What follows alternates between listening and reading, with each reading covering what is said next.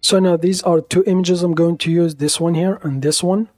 So the first thing I'm going to do, select the move tool. I'm going to scale up this layer here. So in order to scale it proportionally from the center, hold the control key and then scale it from the handles until you cover the whole layer under it.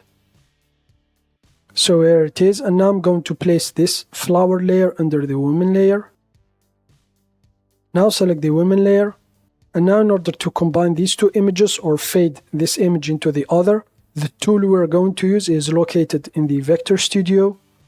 Left click on the Vector Studio, and then go down here, left click, and then select the transparency tool. And now as you can see, I can't use it. We need to convert this layer here, the top layer for example, we're going to use. Right click on it. Let's convert it into an image resource. So as you can see, we can't use it now. Convert it, so here it is. Now let's select it back, transparency tool, and now here it is. You can, for example, here I'm going to reverse it. This will rotate the gradient, so here it is, the line here. And now for this one, for the type, you can none, it won't do anything, elliptical or radial. So I'm going to leave it to linear. So now you just need to adjust the gradient.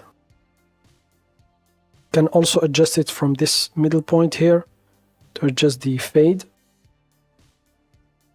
So if you want to trace your gradient on straight line, hold the shift key.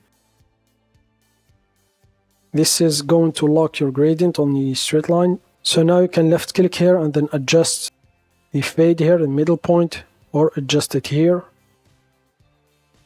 You can also change the opacity, the type just as before, linear, radial, elliptical, or reverse it. So I think I'm going to leave it here, and I'm just going to select another tool.